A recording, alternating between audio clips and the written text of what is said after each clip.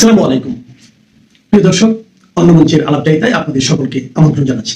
25 তারিখ, এই মাসে ডিসেম্বরের 25 তারিখ তারেক রহমান কি দেশে ফিরছেন? এই নিয়ে কিন্তু একটা প্রশ্ন চিহ্ন দেখা দিয়েছে। কারণ তারেক রহমান, আমরা যা খবর পেয়েছি, তারেক রহমান পেন্টাগনের সঙ্গে যোগাযোগ করেছিলেন দেশে ফেরার ব্যাপারে উনি নিশ্চিত হওয়ার জন্য। পেন্টাগন থেকে তাকে বলা হয়েছে যে এই মুহূর্তে আপনার দেশে ফেরাটা খুব একটা ঠিক হবে না, কারণ এর আগে ট্রেসি জেকবসন কিন্তু বলে দিয়েছিলেন you are now safe, you are not safe in Bangladesh right now. তারপর পেন্টাগন যখন এই উপদেশটা দিলেন যে আপনার জন্য বাংলাদেশ এখনো পর্যন্ত নিরাপদ নয়, সেক্ষেত্রে তারেক রহমানের টিকিট কাটা থাকলেও তারেক রহমান কি দেশে ফিরবেন? তার কতগুলো কারণ বলা হচ্ছে, সে কারণগুলো কোনোটাই ফেলে দেওয়ার মতো নয়।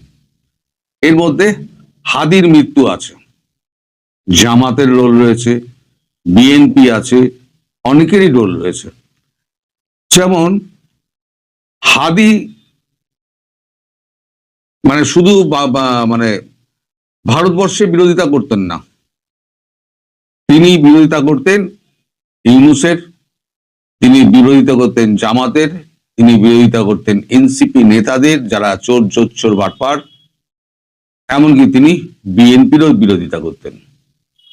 তাই সবার কাছে একটা চক্ষুশূল হয়ে দাঁড়িয়েছিল এই হাদি, ওসমান হাদি। এখন এনসিপির একটা এবং জামাতের মধ্যে একটা ভেতরে গাঁটবন্ধন হয়েছে। এনসিপি এবং জামাত মনে করছে যদি হাদি ফেরে তাহলে হাদির যে সংগঠন, সম্ভবত ইনকিলাব, আমি যদি ভুল বলে থাকি তাহলে পরে আপনারা শুধরে দেবেন। তো এই মঞ্চের তিনি একটা আলাদা মঞ্চ করেছিলেন, তিনি যে অন্য কোনো দলে আমি জয়েন করব না, এরা সব হচ্ছে 2 নম্বর, দেশকে লুটে পুটে খেতে এসছে। তাই হাদির প্রতি জনসমর্থন ধীরে ধীরে বাড়ছিল। যেমন ইউনূস একটা চিন্তার মধ্যে ছিলেন, তেমনি এনসিপি এবং জামাতও খুব চিন্তার মধ্যে ছিল। হাদি তার প্রাণ সংশয় নিয়ে 2বার জিডি করতে গেছিলেন, কিন্তু 2বারই জিডি তার নেওয়া হয়নি, পুলিশ অ্যাকসেপ্টই করেনি, লেখেইনি, তাকে কোনো নিরাপত্তাও দেওয়া হয়নি।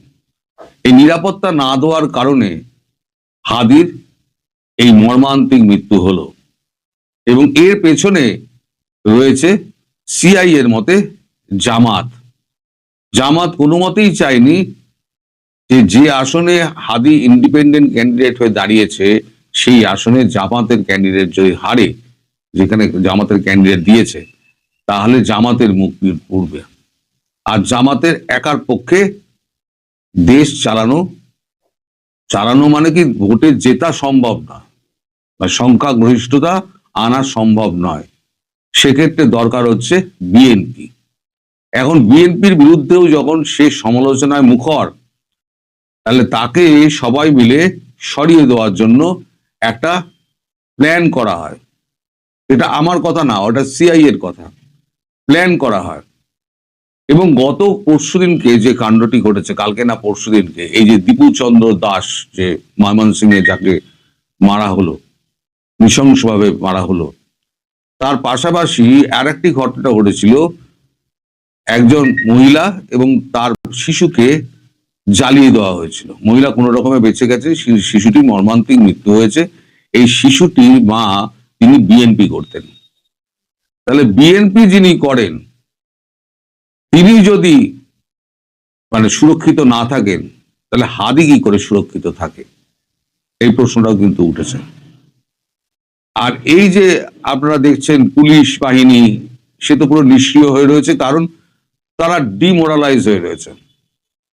আর আপনাদের এই যে হিজড়া যে সেনাবাহিনী, তারা তো একেবারে পুলিশের থেকেও তারা হচ্ছে গিয়ে আরো নরাধম।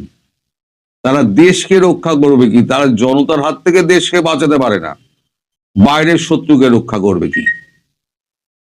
তিনি ভারতবর্ষের সেনাপ্রধানকে ফোন করেছিলেন, কি উত্তর পেয়েছেন না পেয়েছেন, তার পরিপ্রেক্ষিতে কি সেনাপ্রধান বলেছেন না বলেছেন, সেটা আমি সন্ধ্যেবেলার ভিডিওতে বলবো। আচ্ছা করে ঝাড় দিয়েছেন এবং সময়সীমা বেঁধে দিয়েছেন। তো যাই হোক, এখন যে সেনাবাহিনী প্রধানমন্ত্রীর বাসভবন খুলে দেয় জনতার জন্য, যে সেনাবাহিনী কোনো মবকে কন্ট্রোল করতে পারে না, তার চোখের সামনে মেরে দেয়, সে নিশ্চুপ হয়ে দেখে, নিথর হয়ে দাঁড়িয়ে থাকে, সেই সেনাবাহিনীর ওপরে কতটা বিশ্বাস মানুষ রাখবে? এই মবকে কন্ট্রোল করার মতো ক্ষমতা এই সেনাবাহিনীর নেই। আমরা প্রথম আলো ডেইলি স্টার পড়ানোর সময় দেখেছিলাম, ভিডিওতে আমরা যা দেখেছি তাতে আমরা রীতিমতো শঙ্কিত এবং ভাবিত যে এই দেশটা কোথায় যাচ্ছে।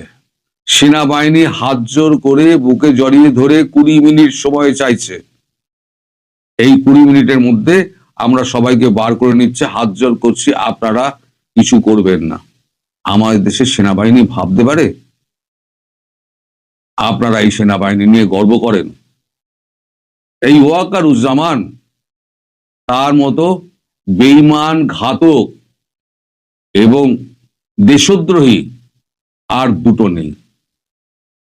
তিনি অনেক কিছু বলেছিলেন, জানমালের দায়িত্ব আমি নিলাম, enough is enough, full stop, অনেক বড় বড় কথা বলেছিলেন, কিন্তু কার্যক্ষেত্রে তিনি কিন্তু কোনোটাই করতে পারেননি, মানে কার্যকর করতে পারেননি।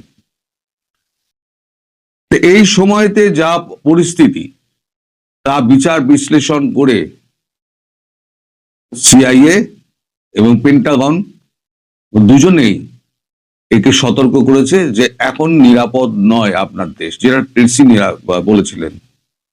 তাই টিকিট কাটা সত্ত্বেও 25 তারিখ তারেক রহমান আসবেন কিনা দেশে, সে ব্যাপারে কিন্তু সন্দেহ আছে।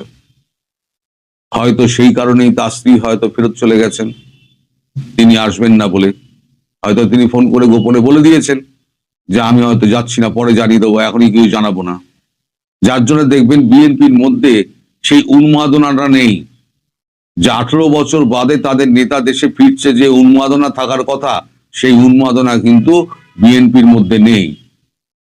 আমার মনে হয়, আমি শিওর না, কিন্তু ঘটনাচক্র যা ঘটছে এবং যা শোনা যাচ্ছে, তারেক রহমান সম্ভবত 25 তারিখে দেশে ফিরছেন না।